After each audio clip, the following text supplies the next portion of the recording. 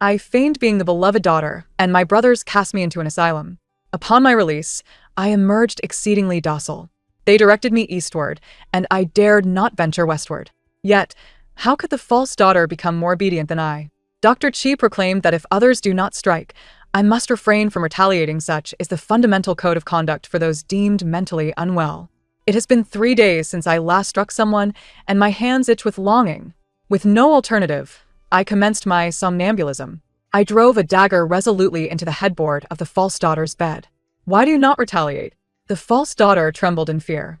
My brothers finally recognized my madness, filled with remorse. Nguyen, I'm sorry it was my fault. I tilted my head, pondering whether it was too late to utter such words now.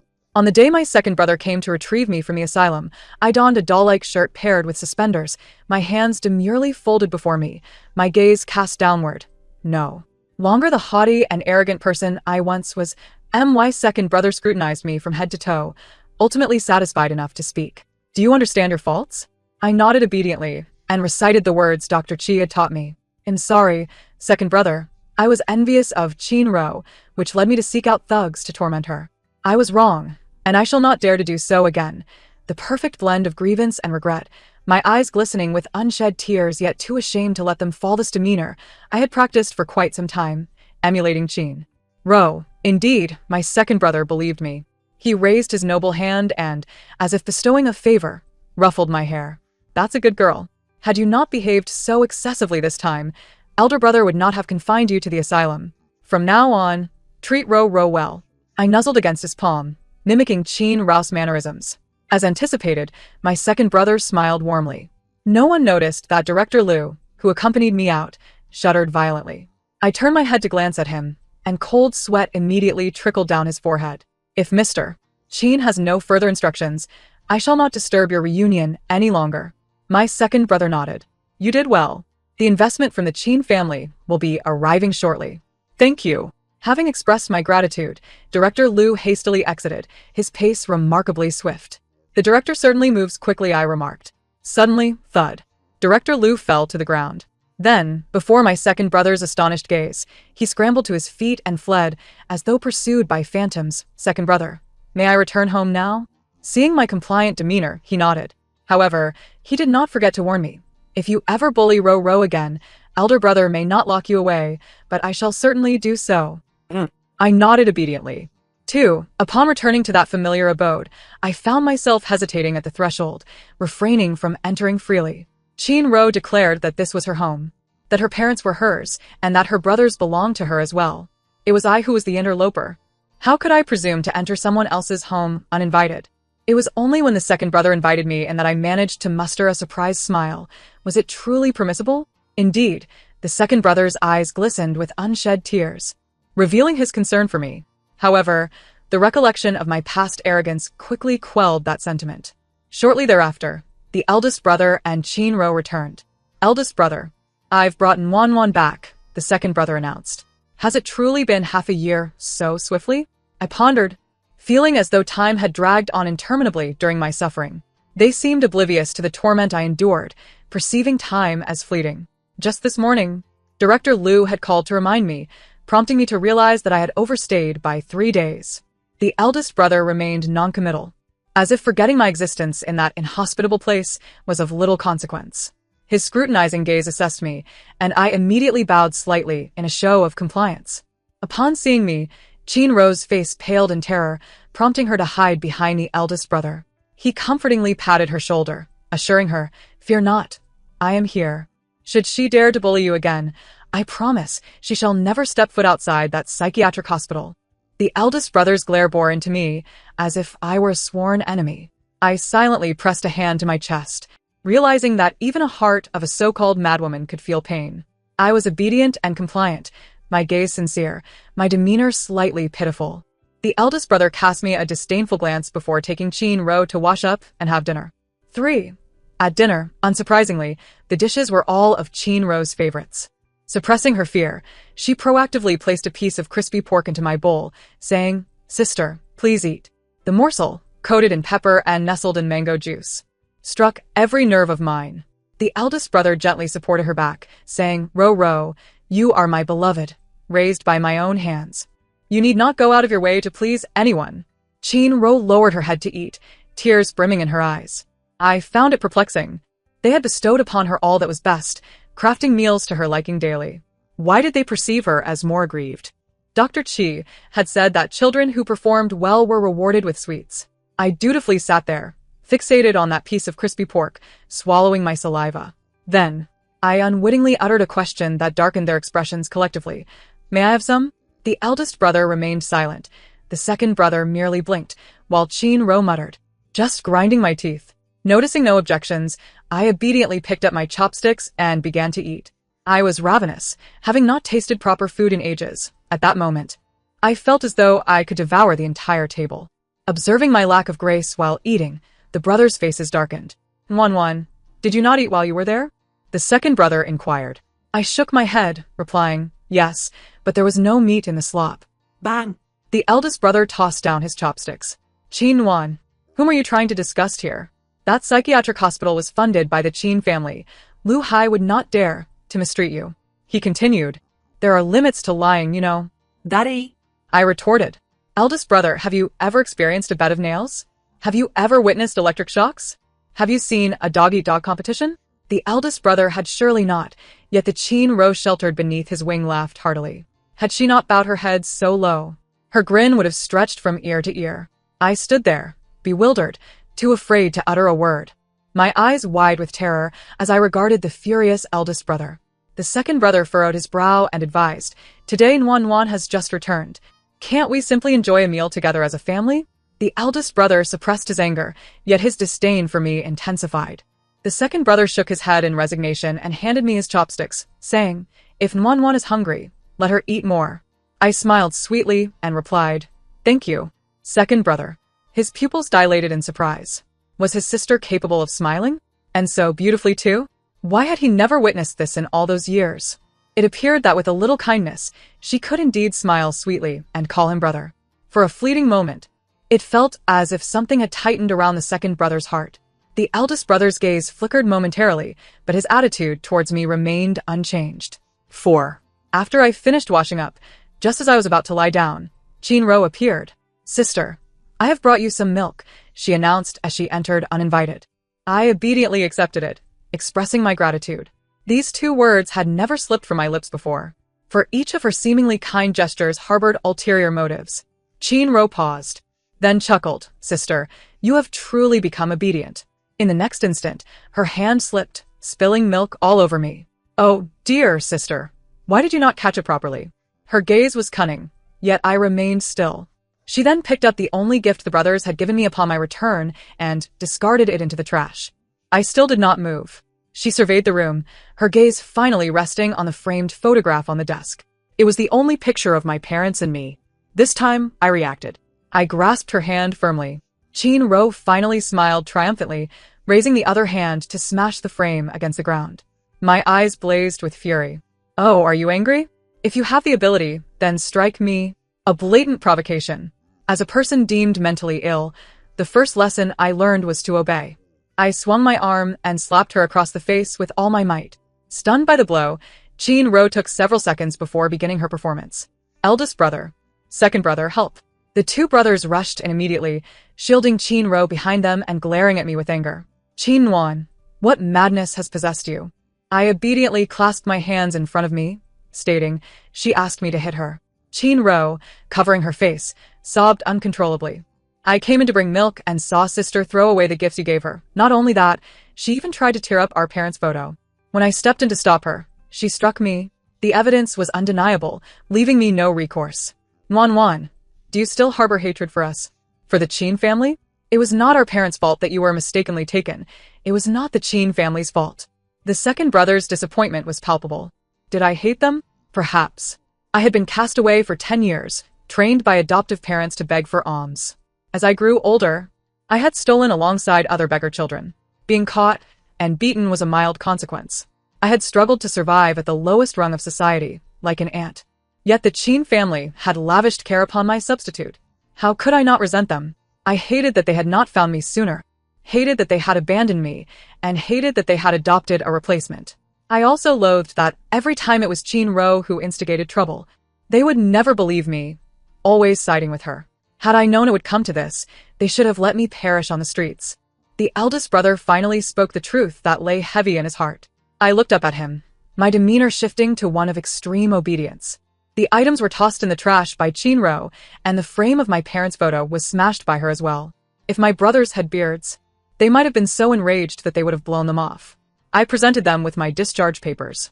I swear to you, with the persona of a mentally ill person, I truly did not lie. Mentally ill? The brother's pupils constricted. The second brother quickly snatched the discharge papers from my hand, his hands trembling as he realized, this appears to be genuine. I nodded, stating, Dr. Chi told us that we, the mentally ill, must be obedient and compliant in order to find our place in the world. The eldest brother cast a glance at the discharge papers, then suddenly scoffed, clearly unconvinced. Obedient? Compliant? Very well. Then you shall immediately vacate this room and let Ro occupy it. This room was a princess's abode, crafted lovingly by my parents. Designed by my mother and decorated by my father, it was a cozy nest they had prepared to welcome me back to the Qin family. Countless times. Chinro had attempted to claim it, but I had always refused. Yet today I relented. Very well. I nodded obediently and promptly began to gather my sparse belongings. My elder brother, second brother, and even Chinro were momentarily taken aback. They understood that this was my breaking point. When I truly moved out, Chinro felt a surge of excitement. She could finally reside here openly. Yet, she cautiously tugged at my elder brother's sleeve and asked, Brother, may I stay here? His countenance darkened slightly, as if to say, if she could reside here, why couldn't I? However, he had no intention of letting me off easily and pointed to the storage room downstairs.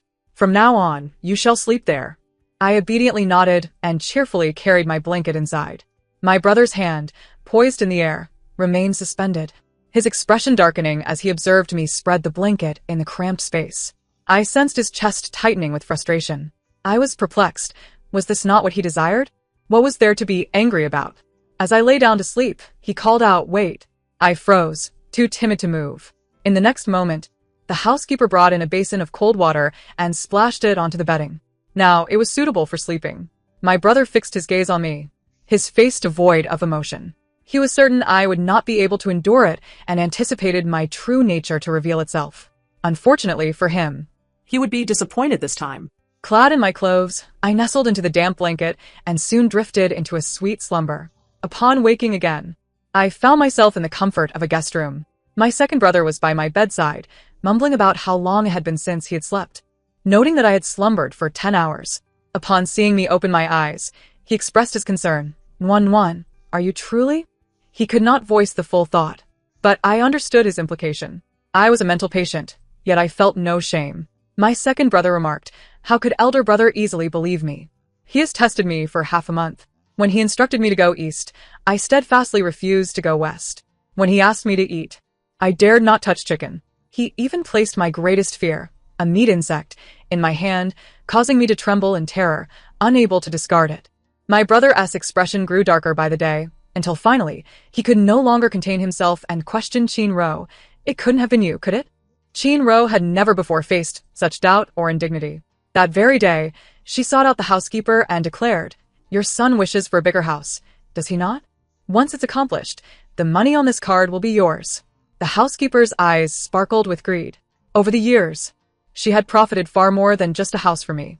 The housekeeper was exceedingly enthusiastic and that very night, stealthily entered my room, using her usual 9 in white bone claw to rouse me from sleep. No screaming. I was obedient and did not cry out, merely gazing at her innocently with wide eyes. Perhaps my compliance emboldened her. The housekeeper smirked ominously. Get up and take off your clothes. I rose dutifully but stubbornly refused to undress. Dr. Chi had advised that a girl must maintain her principles regardless of the circumstances. The housekeeper's anger flared. She produced a sewing needle and taunted, Do you remember this feeling? Refuse to undress, and I shall pierce you.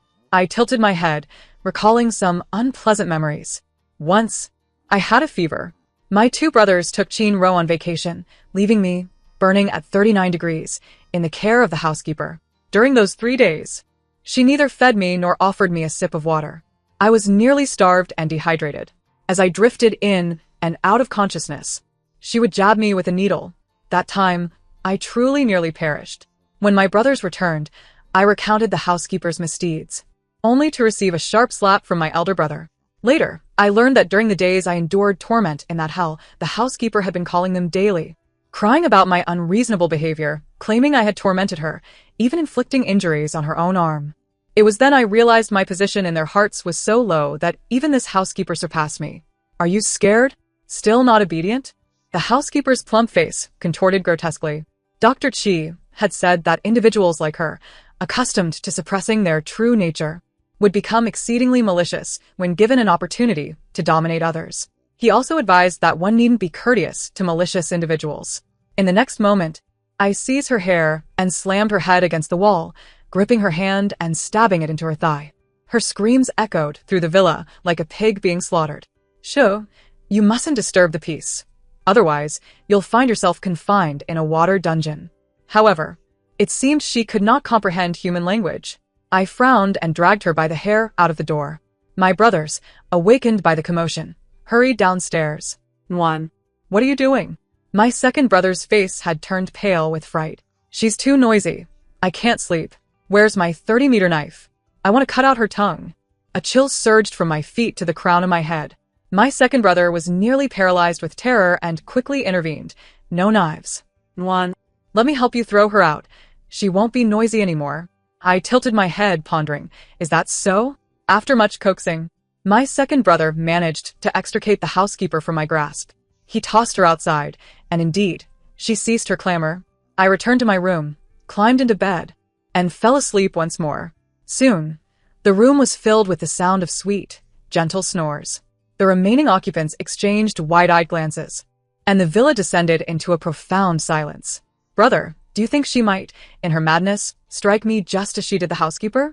Chin-ro was so frightened that she could not sleep a wink throughout the night. My elder brother kept her company. He couldn't believe I would truly go mad, especially considering I was perfectly sane when I was admitted. "Brother, do you think she might be pretending?" Chin-ro's words struck a chord with my elder brother. We shall see. My second brother had stayed with me through the night and now emerged with dark circles under his eyes. Upon seeing the two conspiring, a surge of inexplicable anger flared within him. "What are you plotting?" My elder brother glared coldly at my second brother. "Mind your own business. If she dares to feign madness and harm anyone, I shall make her suffer eternally." My second brother opened his mouth, but Chin-ro interjected, her eyes brimming with tears. "Mentally ill people are not held accountable for murder. If she hates me so much, could it be that she wishes to kill me?" A chill ran down my second brother's spine as he pondered my malicious nature. It seemed plausible I could commit such an act, and ultimately, he chose to remain silent. My elder brother issued a few commands to the housekeeper. Suddenly, the door swung open, and I emerged, greeting them with a sweet smile. "Good morning." The softness of my voice sent shivers down their spines. My second brother cautiously inquired, "Nuan, do you remember what you did last night?" I tilted my head and smiled. "I think I had a lovely dream." My second brother's face turned pale. The housekeeper, her legs trembling with fear, hurriedly prepared hot pot as instructed by my elder brother. One. Go meet. My elder brother, astonished, remarked. He actually smiled at me. I glanced outside to find the sun still hanging in the east. "Are we having hot pot for breakfast today? Do you like it, Nuan?" I nodded. "I do." After all, I had never lacked the privilege of dislike, had I? The hot pot bubbled enticingly, tantalizing my taste buds. I felt so hungry, craving a taste. Yet, no one offered me chopsticks. I looked at my brothers with an innocent gaze. "I heard eating hot pot with your hands is more delicious." My elder brother scrutinized me, not missing even the slightest of my expressions. Chin-ro and the housekeeper suddenly understood my elder brother's intentions and exchanged sinister smiles. My second brother hesitated, wanting to say something but ultimately remained silent. "Is it true?" I inquired, my expression unblemished. "Indeed." My elder brother replied earnestly. Chin-ro turned her head away, feigning reluctance, but unable to stifle her laughter. "Chin-wan, let us see how you continue to pretend." At that moment, my second brother began to feel uneasy. Sensing that my innocent gaze seemed genuine, he discreetly tugged at my elder brother's sleeve. My elder brother swallowed hard, his breath chilling slightly. If she can pretend, let her carry it through to the end. In an instant, all eyes were on me. Yet, I remained blissfully unaware, genuinely extending my hand. "Enough." The second brother was the first to leap up, eager to prevent me. The eldest brother's face instantly turned ashen. He could not possibly believe that I had truly lost my sanity. I blinked innocently, perplexed by their agitation. I had no intention of monopolizing the meal. Why the commotion? I pinched a slice of tender beef and placed it onto the eldest brother's plate, then fished out a fishball from the boiling water and set it on the second brother's dish. I recalled that these were their favorite dishes. Eldest brother, you eat. And second brother, you too. Nwan is very obedient and never eats alone, I proclaimed with a effet of purity. The eldest brother was already as pale as a ghost. The second brother embraced me, his eyes reddening. Nwan, stop it. It was brother's fault, brother's fault. Scalding liquid dripped onto the back of my hand, sliding into my dipping sauce. I had no desire to consume the tears and saliva of others. How troublesome. What to do? In the emergency room of the hospital, my hand was wrapped like a dumpling. The second brother cradled my hand carefully, repeatedly apologizing. Nwan, I'm sorry, I'm so sorry. I blinked my large eyes, bewildered by his tears. The torment I endured when they confined me to the asylum was far worse than this. The eldest brother had arranged for another psychiatric evaluation, and when the report emerged, he was rendered utterly speechless. The second brother, with red-rimmed eyes, asked, Are you satisfied now? The eldest brother's foot was halted at the threshold of the ward. He glanced at my hand, then at the evaluation report, unable to utter a single word. He turned and left. Outside, Chin Ro and the nanny awaited him. The eldest brother's expression was grim. From now on, none of you are allowed to provoke her. Chin Ro's face turned a ghastly hue. It was the first time the eldest brother had unleashed such fury upon her. 3 days passed without the eldest brother returning home. Upon my discharge 3 days later, he returned as well. He presented me with a music box. I blinked, hesitating to accept it. I don't want it. The eldest brother frowned, visibly irritated. Did you not always want a music box? You once said I didn't deserve it. The eldest brother was cloaked in an icy aura. I gazed at him innocently. Did you forget, eldest brother? On my birthday the year I returned home, you specially ordered a music box for Chin Ro from abroad, yet simply tossed 1,000 yuan at me. I had asked, can I trade 1,000 yuan for a music box? I was not trying to compete with Chin Ro. I merely envied her and wished for my brothers to love me as much as they loved her, just once. Yet the eldest brother had smirked, derisively stating, Do you even deserve it? I knew I did not deserve it. I understood. He need not be overly accommodating. Behold, as a psychiatric patient, how empathetic I could be. Does that not move you, eldest brother? With a transparent expression, I scurried back to my room.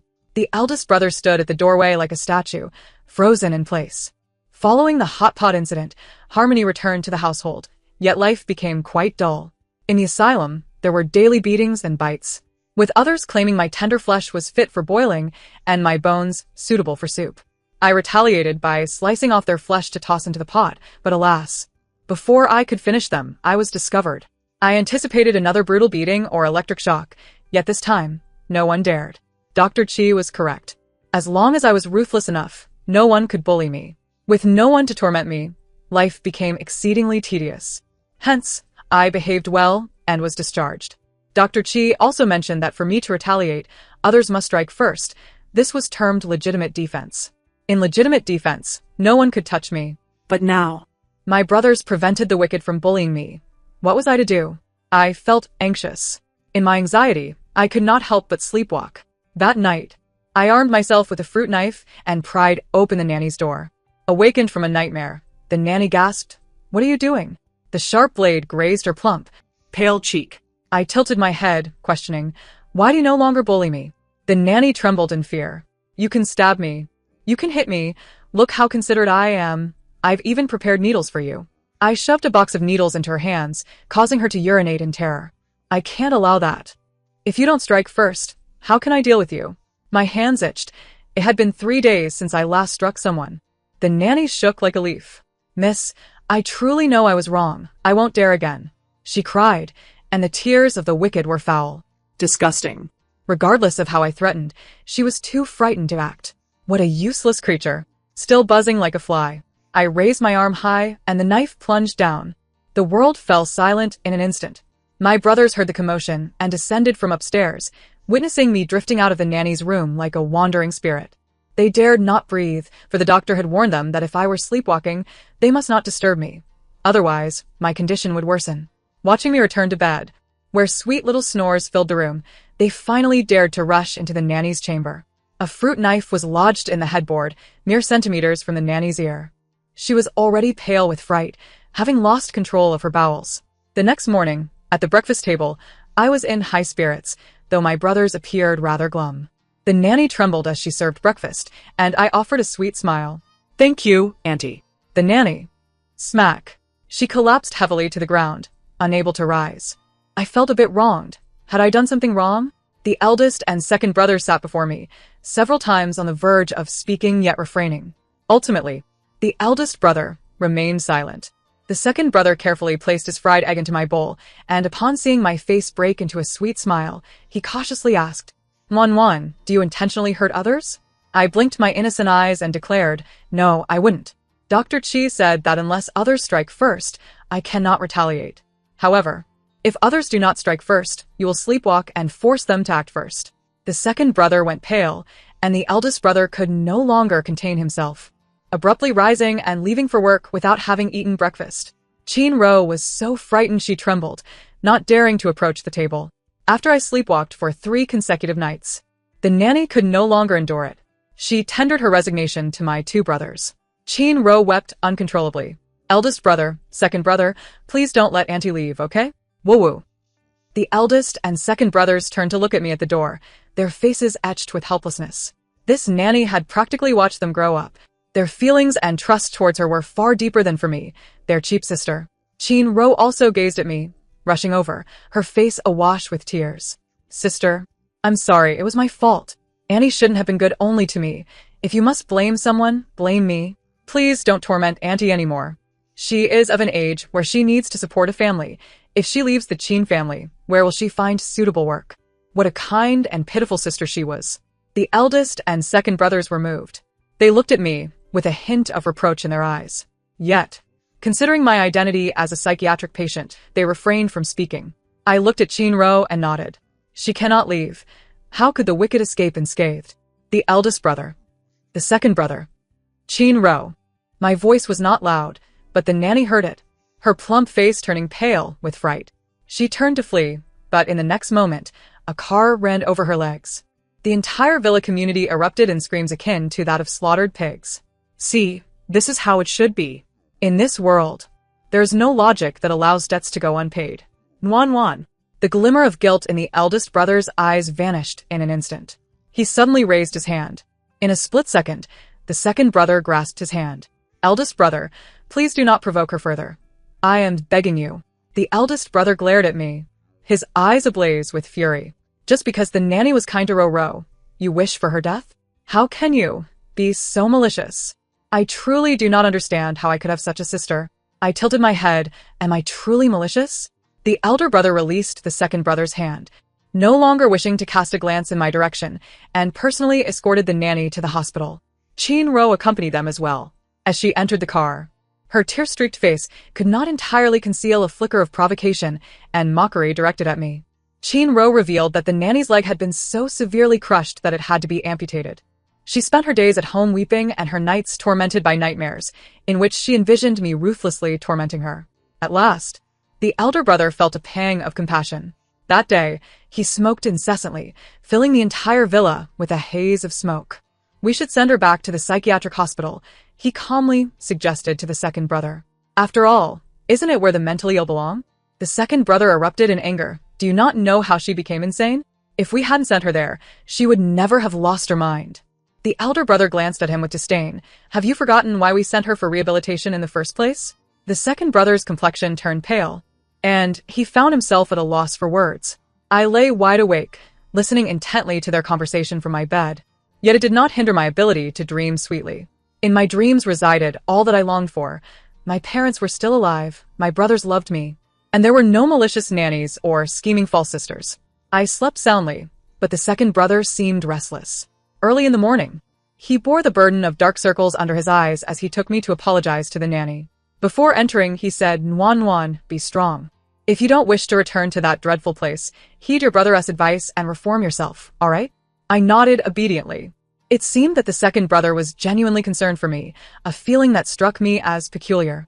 I must admit, the one-legged nanny appeared far more tolerable than before.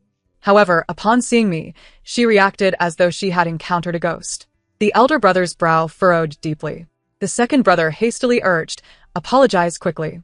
I was always obedient, stepping forward without hesitation. Yet, the nanny was so frightened that she prostrated herself on the bed, begging, "I was wrong.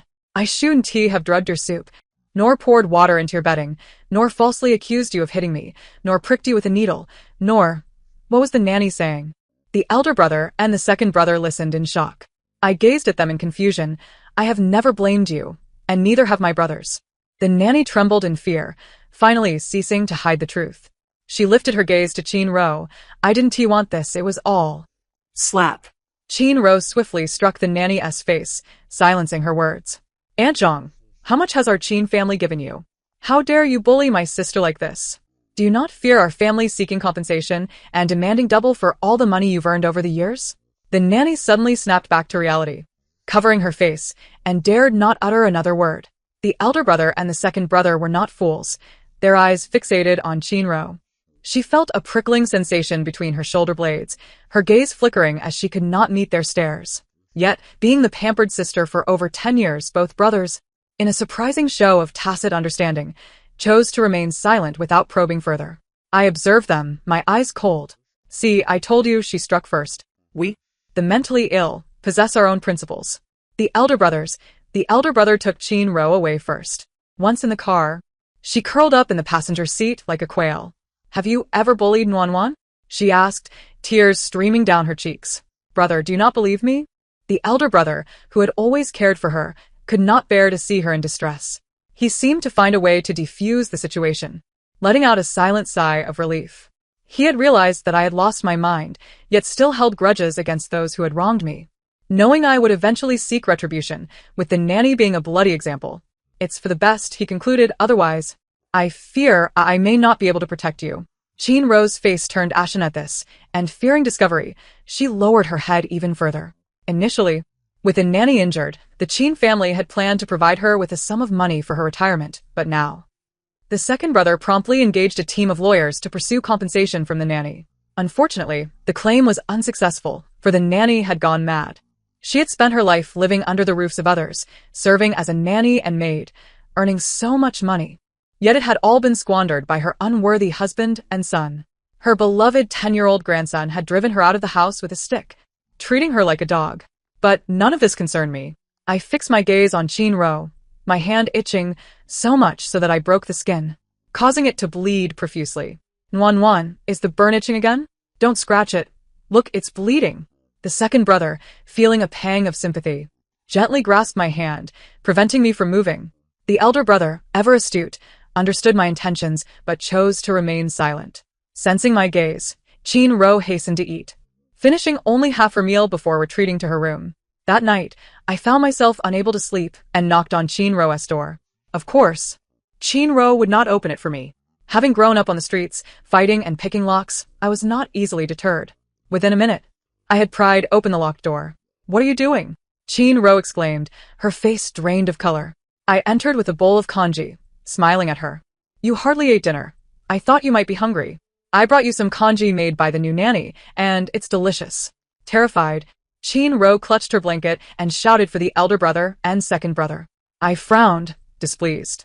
"Ro, you must behave, otherwise, you might be driven out of the Chin family." I scooped up the steaming congee and aimed it at her mouth.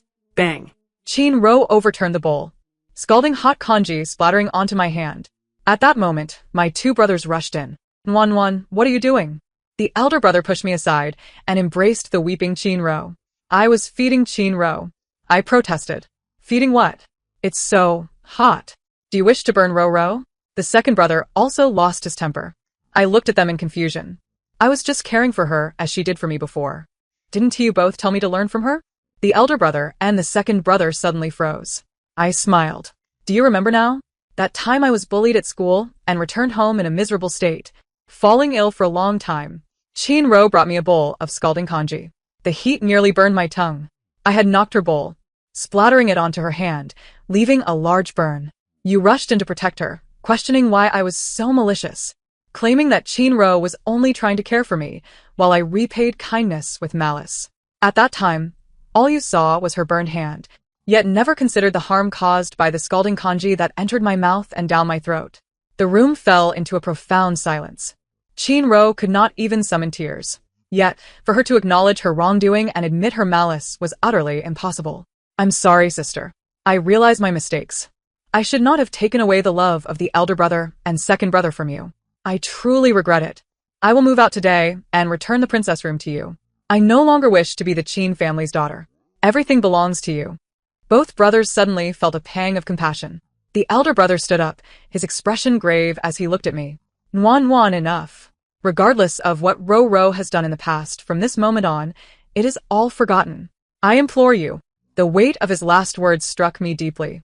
I met his gaze unwaveringly. See, even knowing Chinro has done wrong, he still chooses to stand firmly in her defense. I said nothing and turned to leave. Nuan. The second brother glanced back at the elder brother with a profound look. Chinro, teary-eyed, gazed at the second brother. Yet, for the first time, he ignored her gaze and turned to chase after me. The second brother bandaged my hand once more. Nuan, I'm sorry. In the past, I wronged you. I tilted my head to observe the crown of his lowered head. Suddenly, my second brother lifted his gaze and, upon catching sight of the confusion in my eyes, his eyelids reddened. Perhaps not wanting to witness my deranged state, he once again bowed his head, and molten tears cascaded onto my hands, soaking the freshly bandaged cloth. After a considerable time, as his emotion steadied, he spoke to me. Warm, you must be obedient. This way, you want to be sent back to the psychiatric hospital. I understood that it was a formidable challenge for him to protect me under the oppressive presence of our eldest brother. I sensed a genuine concern emanating from him. For the first time, I embraced him back. Second brother, I will be obedient. I will not provoke them again. They? The footsteps of our eldest brother halted just outside the door, and a pang of trepidation gripped my heart. He lingered outside for a long while, ultimately refraining from crossing the threshold into my room. From that day forth, I ceased my episodes of somnambulism. I truly became very well behaved, very compliant. The expression on our eldest brother's face softened when he faced me. At the dining table, for the first time, he served me some food. Though it was something I did not fancy, I dutifully consumed it. However, once I left the table and made my way to the bathroom, I forcefully pressed on my throat, regurgitating everything I had just ingested. Hearing the commotion from the bathroom, our eldest brother rushed over. Warm. What are you? The rest of his words remained unspoken, for he had caught sight of the trash bin and the sight of me still clawing at my throat. The worry on his face instantly morphed into a cold rigidity. My expression remained unyielding. Doctor. She had advised me that food given to me by those who harbored malice should not be consumed, but I could not disobey. I had already ingested it. At that moment, I saw a flicker of inscrutable emotion in his eyes. Without a word, he turned and left. From then on, he never again touched the food meant for me. Chinro, you must return the princess room to Warm, he declared one day. Recently, Chinro had also become quite obedient and compliant. Both she and I awaited the day when one of us could no longer contain ourselves and would take the initiative. Do not ask how I discerned her thoughts. As a patient who had meticulously analyzed her behavioral logic countless times, I understood her intentions better than she did herself. Chinro gazed at our eldest brother, who had cherished her for over a decade, her eyes filled with a tinge of sorrow as she obediently replied, "All right." I knew she was on the verge of breaking. On the day of my birthday, Chinro excitedly informed our two brothers that she had invited classmates to celebrate. Wishing to integrate me back into the school environment, believing that the presence of our brothers would make the classmates more at ease. During this time, she had deliberately nurtured our relationship in front of our brothers. Our eldest brother, with a look of satisfaction, ruffled her hair and consented. Before leaving, he turned to me. Warm, be sure to get along well with your classmates. My nerves began to tingle with anticipation. However, Dr. Chi had advised that as a hunter, one must possess patience to accurately capture their prey. Thus, I nodded obediently, even managing to muster a faint smile. This slight smile dazzled our eldest brother. It was my first smile directed at him. The tension in his demeanor eased somewhat, and when he spoke again, his tone was unusually gentle. Later, shall I buy Warm a gift? I felt a wave of impatience and nodded hurriedly, urging him to go.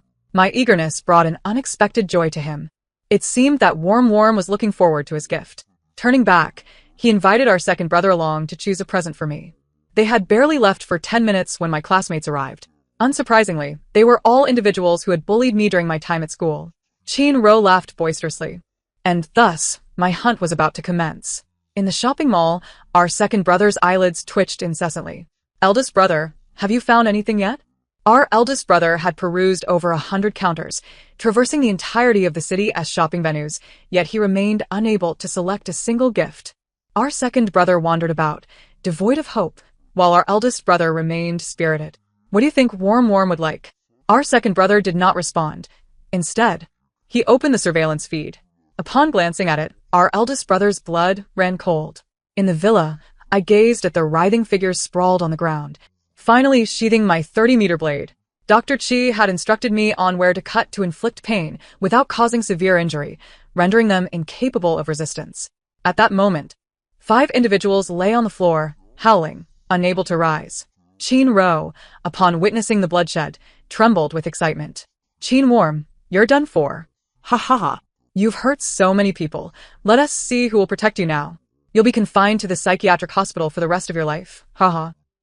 Chin Ro eagerly dialed the parents of those injured. Uncle Lin, something has happened to Xiao Ke. I'm so sorry. I didn't keep an eye on my sister.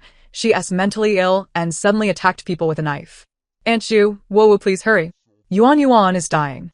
By the time our brothers returned, the parents had already arrived. Indignation etched on their faces as they pointed at me.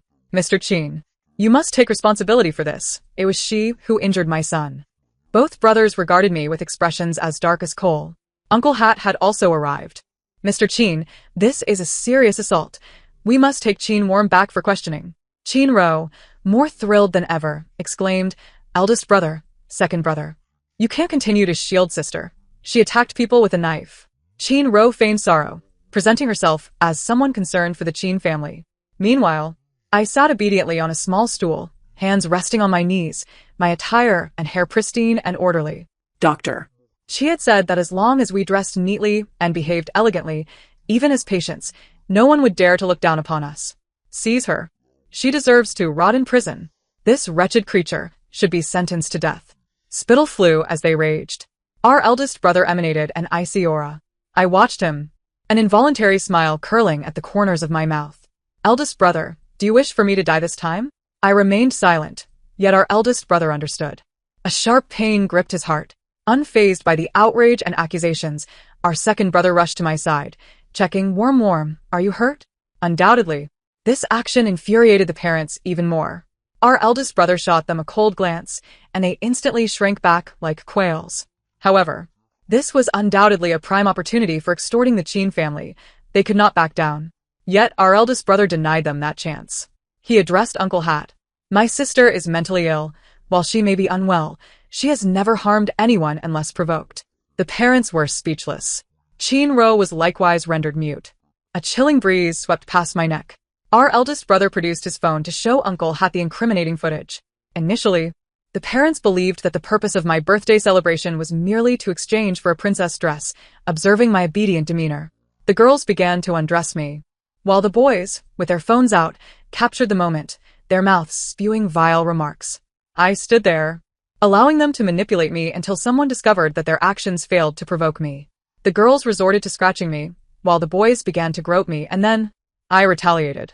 Uncle Hat swiftly confiscated the phones of those who had recorded the incident, with irrefutable evidence. The parents trembled in fear, hardly daring to breathe.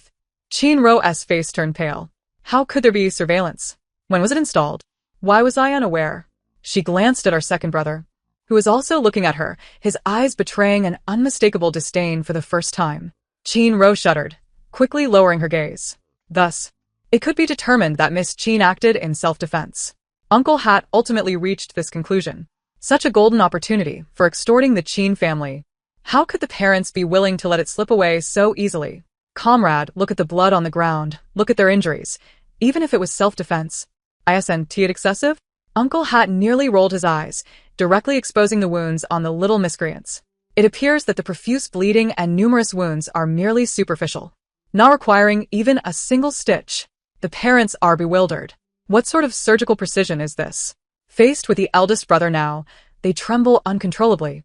Having nothing to leverage against the Chin family, The Lin family's investment has been rescinded, the Zhu family's collaboration terminated, and there is also the Zhao family.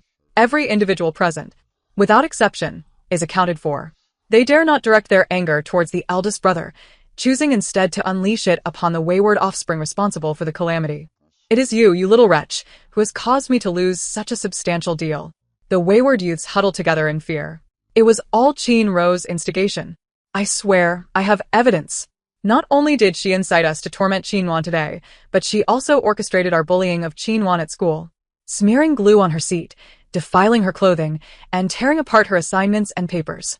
We had no choice. She threatened us, saying if we did not comply with her demands, she would persuade her elder brother to terminate our family's collaboration. The eldest brother's complexion pales again. What did you say? Do you think that by dragging Ro into this, I would let you off the hook? We are not lying. We have proof. Someone produced a recording of Qin Ro instigating them to bully me at school. None are fools. While Qin Ro sought to punish Qin Wan, they could not afford to offend the Qin family nor defy Qin Ro, leaving them with no option but to retain evidence. The last remnants of the eldest brother's faith were utterly shattered. Ro, how dare you? The second brother, filled with rage, struck Qin Ro across the face. How dare you, a mere adopted daughter of the Qin family, wield the family's power to bully my biological sister? The slap landed squarely on Qin Ro's face. The eldest brother instinctively attempted to intervene, yet his feet halted midway as he suddenly turned to face me. I was gazing back at him, a faint smile still gracing my lips. In that instant, the eldest brother's heart felt as though it were being squeezed painfully. He closed his eyes. All of his vigor dissipated. Qin Ro, you have moved out. From now on, the Qin family will no longer acknowledge your existence. Qin Ro was dragged out by the nanny. Cast out into the open air, her cries could still be heard. I tilted my head, observing my two brothers. Why? Won't she be confined to a mental institution? The brothers replied, you are merely suspected of inciting thugs to bully her. And I was locked away in a mental institution for half a year. Now that she has irrefutable evidence, she is simply expelled without consequence? Indeed. Only those favored can act with impunity. The eldest brother's heart quivered. Wan, I. Suddenly, I comprehended. I had no right to compare myself to her. I understood. I remained obedient, my demeanor untouched by grime. The eldest brother's hand, hanging at his side, clenched into a fist. After that day, my brothers sought to make amends, treating me with great kindness. For the first time, I felt what it was like to receive the affection that Qin Ro had once enjoyed. One day, the eldest brother finally mustered the courage to serve me food again. He smiled gently at me. I glanced at him, quietly taking out my phone to reveal the message Qin Ro had sent me. Qin Wan, what are you? Even if I harmed you, so what? Even if I am cast out of the Qin family, so what? The eldest brother still provides for me in an apartment, even assigning me 2 nannies. I remain the most cherished sister in the hearts of my brothers. You are nothing but a bastard. No one will ever love you. The eldest brother's face turned ashen. Observing the second brother's expression, I knew he was aware of the truth, yet he did not intervene. Qin Ro had been cast out for 3 days, and they could no longer bear it, while I had endured 10 years of neglect without a hint of their compassion. Can I not eat? I continued to exhibit my obedient and understanding nature. The eldest brother gazed at the food he had placed in my bowl, guilt rendering him speechless. Until I returned to my room, the second brother suddenly spoke. I cannot reach Director Liu. The eldest brother turned. I wished to know what Wan experienced in that mental institution that drove her to madness. Thus I contacted Director Liu, but he has vanished. When did this happen? When Ro was expelled from the family. The eldest brother's heart skipped a beat. The second brother stood up, his expression exceedingly complex. Brother, we have been terribly unfair. Tin Wan. Tomorrow, I will take her away. I will care for her from now on. The second brother kept his promise. The following day, he moved me away from the Qin family. I was elated, finally free from seeing those I wished to avoid. The eldest brother stood in the stairwell, watching us depart. Wan, are you truly leaving? I nodded. This was not my home. The eldest brother's complexion paled further. The once familiar home now felt hollow and devoid of its former essence. The eldest brother stood before the photographs of our parents. Father, mother, have I truly erred? Every day after work, he would drive to the outskirts, to the place where my second brother and I now resided, silently observing me in the garden. This villa was a gift from my second brother, a birthday present. For my health, he had even hired a caretaker. I was well taken care of, no longer in need of that eldest brother. He departed, a sense of desolation enveloping him. He did not wish to return home, and before he realized it, he had driven into the very mental institution that had held me for 6 months. After abandoning me here, he had never called nor visited. This was his first time stepping into the realm of my existence. The primary shareholder arrived, and the ambitious vice director hurriedly came to introduce me to my life here. This is the electroshock room. Disobedient patients receive electric shocks until they lose control of their bodily functions. This is the water cell. It is deep enough to be submerged, and those who dare to raise a ruckus are cast in, forced to stand on tiptoe to avoid drowning. This is the bedroom. The door is broken, and male patients reside nearby. This is the smart collar. It delivers electric shocks if sleep exceeds an hour. The eldest brother's blood ran cold. He seemed to finally comprehend why I could sleep even in a bed soaked with water, why I had become so meek and docile. Turning to see the bucket of slop beside him, a sudden thought struck him. Trembling, he pointed. What about this? The vice director wiped the cold sweat from his brow. That is Miss Chen's 3 meals a day. The eldest brother's vision darkened, nearly causing him to faint. The vice director was quick to steady him. The eldest brother pushed him away. Who allowed you to treat her this way? How dare you? The vice director, looking innocent, replied. Director Liu said he was acting on the instructions of the Chen family. The Chen family's instructions? The vice director did not elaborate. But how could the Chen family be unaware? In reality, the day prior, the eldest brother had already uncovered several transaction records from Chen Ro to Director Liu, each amounting to 1 million. He even remembered the innocent look on Chen Ro's face when she asked him for money, as well as his own helpless indulgence. The eldest brother covered his face, sinking to the floor of the corridor. The vice director and others were too frightened to move. On that day, as he left the mental institution, the eldest brother seemed to age a decade in an instant. Just before departing, he suddenly recalled a person. Who is Dr. Chi? The crowd exchanged bewildered glances. We have no doctor by that name here. Who, then, is caring for my sister? After a moment of silence, someone hesitantly murmured. Could it be that Dr. Chi locked away in the psychiatric ward? Director Liu once confined Miss Chen there for 3 months. The eldest brother sensed impending dread. The psychiatric ward? Someone quickly explained. Miss Chen was tortured here for 3 months and remained unmanageable, so Director Liu placed her in the psychiatric ward. Anyone who proves unmanageable becomes exceedingly obedient there. And Dr. Chi, he is not a doctor. He is a serial killer. The eldest brother felt his blood chill to the core. At that moment, Chen Ro's call came through. Elder brother, something has happened. I just saw Wan being taken by those thugs. Soon, both brothers rushed over. I want to stop them, but I cannot fight them. Woo-woo. Chen Ro rolled up her sleeves, revealing the wounds on her arms to her 2 brothers. I'm sorry, I couldn't protect my sister. It's all my fault. With that, Chen Ro struck her own face repeatedly. The eldest brother grasped her wrist firmly. A flicker of hope ignited within Chen Ro. She knew this act of self-infliction would stir her brother's emotions. However, that flicker extinguished almost instantly. Speak quickly. Where is she? Otherwise, do not blame me for my harshness. The icy gaze of her eldest brother pierced her very soul. Chen Ro, cease your tricks. If Wan comes to harm, I will make you regret ever being born. This was the voice of the second brother. In the past, she had vehemently denied bribing those ruffians, yet they had confessed, and her brothers refused to believe a word she said.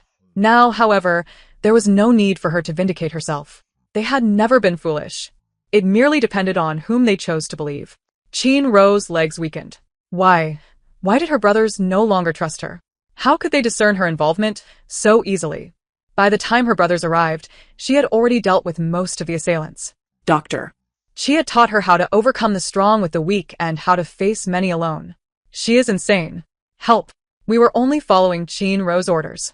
The ruffians cowered into a corner, terror-stricken. Tilting her head, she called out, Eldest brother, did you hear that? I did not strike first. Holding the bloodied 30-meter-long blade, her gaze fell upon Chen Ro. The latter was already pale with fear, bolting for the exit, but she was intercepted by her eldest brother. With a sickening thrust, the blade pierced his body. She looked up at her eldest brother, bewildered. Why? His eyes brimmed with tears as he cradled her head. Wan, I am sorry. It was my fault. In an alternate account, the second brother recounted how the eldest brother had personally cast Chen Ro into a mental institution. The only demand was that Nuan would endure the same torment she had inflicted upon others. If she remained sane, the Qin family would grant her freedom. Yet, within a month, she had succumbed to madness. This revelation shocked him, for the eldest brother's affection for Qin Ro was boundless and unconditional. His decisiveness this time astonished him, but once he uncovered the full extent of Nuan's suffering in the institution, his heart felt as though it might shatter. He sought out Dr. Qi personally. At that moment, the doctor was sipping tea, cultured and poised. Had it not been for his patient garb, he would have seemed entirely unremarkable, even amiable, a far cry from a mental patient and serial killer. He had investigated the doctor's past, a medical PhD who had returned from abroad, refusing lucrative offers. He had joined a prestigious hospital. He was compassionate, providing the most affordable treatment options for patients and even covering the costs for the impoverished. Within a year, however, he had been ostracized to a mere corridor doctor, and within a decade, he had been financially ruined by the very patients he had once saved, losing everything, including his family. It was precisely because he had once been a conscientious doctor that he had chosen to meet him. He understood that Nuan's current state bore much of the doctor's influence. If anyone could restore her, it could only be him. Dr. Qi smiled at him. Is this not a good thing? I merely wish for her to return to her former self, to become a normal person. He replied. Do you know how high her IQ is? The question stunned him. What did her intelligence have to do with anything? 160, a height unattainable for ordinary individuals. With such intelligence, one can deceive anyone. He was utterly taken aback. Are you suggesting she is feigning madness? No, I imply that she can deceive even herself. If she wishes, she can truly descend into madness, transcending both morality and law. He suddenly recalled Nuan's return to the Qin family. The image of Director Liu rushing to bring her home was vivid, as if he were fleeing from a ghost. The consequences of the nanny's actions were dire. Qin Ro's fate was sealed. He remembered how his heart ached for her, how he longed to treat her well, to earn her approval. He also recalled how the eldest brother had strayed further in his quest for Nuan's acceptance. Finally, he asked Dr. Qi, what exactly did you teach her? The doctor did not provide a direct answer. Everyone in this world is sick. 90% of ailments stem from the heart. Do you know what is truly terrifying in this world? It is not the power to ruin others overnight, but the insidious manipulation of the human heart. He suddenly recalled those few who had suffered grievous harm, those who had once tormented Nuan at her birthday party, leading to the uncle's swift pursuit of the Qin family. To this day, he could still picture the eldest brother's frigid gaze. As he left the mental institution, a chill gripped his feet. He had no recollection of how he returned to the villa in the suburbs. Dai, where are you? Nuan exclaimed anxiously. Dai was a little golden retriever. The psychologist had claimed that pets could heal all wounds. Thus, he and the eldest brother took Nuan to choose a golden retriever together. With the puppy's companionship, Nuan learned to smile, to be gentle, and they finally witnessed the lively innocence that was befitting of her age. Nuan, do not worry. Second brother will help you find him. At that moment, the eldest brother returned, cradling a drenched golden retriever. Nuan, I found him. Eldest brother has found him for you. He presented the puppy to Nuan as though it were a treasure. The little golden retriever, just pulled from the water, nestled into her embrace, whimpering as if it were crying. How did this little creature not drown? I posted a notice stating my wife is pregnant, and dogs are not allowed in the community. Can you not hear? A man strutted over, supporting a woman who looked haughtily pleased with herself. I am carrying the future heir of the Liang family. Take away your little beast. If anything happens to me, you will bear the responsibility. Nuan's face blanched with anger as she reached for her 30-meter-long blade. The eldest brother grasped her hand, soothing her. Nuan's hands are meant for painting, playing music, and petting little dogs. They should not be sullied by these filthy beings. Whatever Nuan wishes to do, eldest brother will do it for you. Nuan nodded, smiling sweetly. Eldest brother, you are wonderful. Witnessing this scene sent a shiver down his spine. The eldest brother's gaze toward the couple was frigid and terrifying. At that moment, he seemed almost deranged. When had he changed so drastically? Before long, the Liang family faced bankruptcy, and the woman could not protect her child. A tremor gripped his heart as he finally posed the question that had long lingered within. Nuan, do you like eldest brother or second brother? Nuan, clutching the golden retriever, was ascending the stairs. She turned to look at him, tilting her head with a slight smile. A mental patient cannot lie. He was left speechless. Nuan scampered upstairs. Turning back, she met the eldest brother's gaze. Eldest brother, did you hear that? His eyes glistened with unshed tears. It is we who have wronged her. He had forgotten. The eldest brother's IQ was 140. He was never foolish. Suddenly, he recalled Dr. Chi's last words to him. You should be grateful for her innate kindness. As long as others do not harm her, she will never harm anyone else. An overwhelming sadness surged within him. Nuan, I am sorry, truly, I am sorry. It is we who have caused you to suffer thus. That day, he abandoned his beloved art to pursue law. The road ahead would require someone to safeguard her. Dr. Chi advised, when dealing with intelligent individuals, never presume to be clever yourself. The evidence you provide can always be discredited in myriad ways. Only when they are moved by emotions and conduct their investigations will they be truly convinced. Guilt and love are the most potent driving forces in this world. Chin won the end. Thank you for listening. If you enjoyed it, remember to give a like and subscribe. Until we meet again in the next story.